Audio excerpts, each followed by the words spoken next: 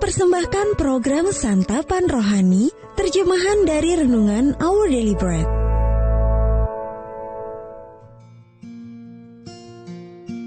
Sahabat ODB, pembacaan Alkitab hari ini terambil dari Kejadian pasal yang ketiga, ayat yang ke-17 sampai dengan ayat yang ke-24.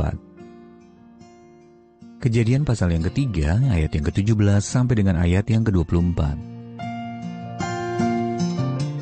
Lalu firman-Nya kepada manusia itu, "Karena engkau mendengarkan perkataan istrimu dan memakan dari buah pohon yang telah kuperintahkan kepadamu, jangan makan daripadanya, maka terkutuklah tanah karena engkau.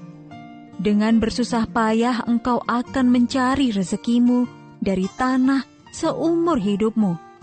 Semak duri dan rumput duri yang akan dihasilkannya bagimu, dan tumbuh-tumbuhan di padang akan menjadi makananmu. Dengan berpeluh engkau akan mencari makananmu sampai engkau kembali lagi menjadi tanah. Karena dari situlah engkau diambil.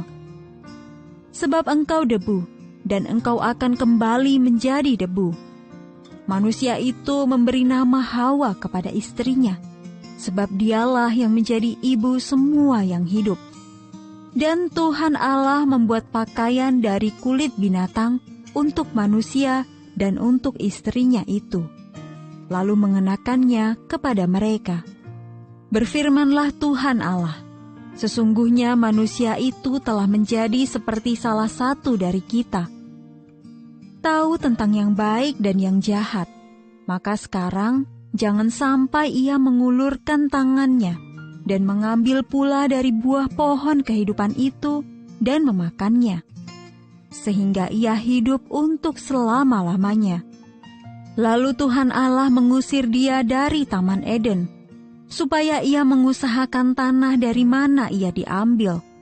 Ia menghalau manusia itu, dan di sebelah timur Taman Eden ditempatkannya beberapa kerub dengan pedang yang bernyala-nyala dan menyambar-nyambar untuk menjaga jalan ke pohon kehidupan. Ayat Mas Renungan hari ini terambil dari Kejadian pasal yang ketiga, ayat yang ke-21. Tuhan Allah membuat pakaian dari kulit binatang untuk manusia dan untuk istrinya itu, lalu mengenakannya kepada mereka. Judul renungan kali ini, Yesus Memulihkan Kita, ditulis oleh Mike Whitmer.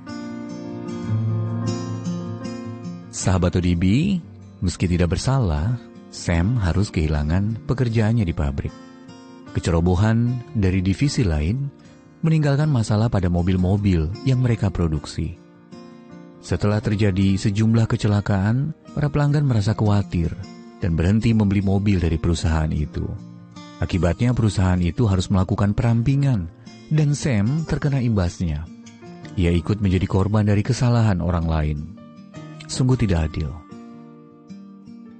Korban dari kesalahan yang lain terjadi pertama kalinya dalam sejarah, setelah manusia pertama jatuh ke dalam dosa.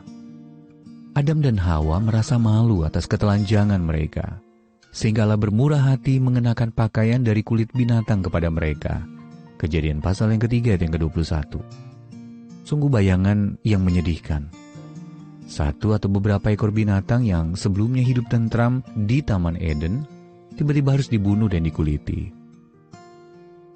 Berikutnya lebih banyak lagi binatang yang harus dikorbankan. Allah memerintahkan bangsa Israel.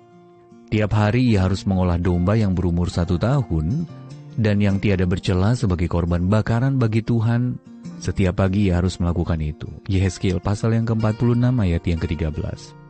Tiap-tiap hari. Bayangkan, berapa banyak binatang yang telah dikorbankan karena dosa manusia. Kematian binatang-binatang tersebut diperlukan untuk menutupi dosa kita sebelum Yesus, Anak Domba Allah, datang untuk menghapusnya. Yohanes pasal yang pertama ayat yang ke-29. Inilah kebenaran satu orang yang sanggup memulihkan semua.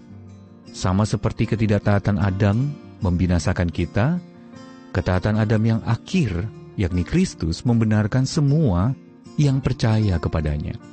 Kita bisa baca dalam Roma pasal yang kelima ayat yang ke-17 sampai ayat yang ke-19. Pembenaran oleh satu orang ini juga tidak adil. Yesus korban yang tidak berdosa, tetapi dia rela. Percayalah kepada Yesus dalam iman dan terimalah keselamatan yang dia tawarkan. Maka hidupnya yang benar akan menjadi milik Anda. Sahabat ODB, pernahkah Anda dirugikan karena kesalahan orang lain? Dan pernahkah Anda diuntungkan oleh keberhasilan orang lain? Dan bagaimana Anda membandingkan kedua situasi tersebut? Tuhan Yesus, aku percaya kepadamu, dan aku tahu bahwa hidupmu yang benar sudah menjadi milikku sekarang. Our Daily Bread Ministries, watakkan firman pada dunia. Apakah Anda berminat mendapatkan buku renungan ini dalam bahasa Indonesia, Inggris, atau Mandarin? Atau Anda rindu mendukung pelayanan ini? Hubungi Our Daily Bread Ministries di 021 2902 8950, WhatsApp 0878 7878 9978, email indonesia@odb.org. Tuhan Yesus memberkati. Let God's prosperity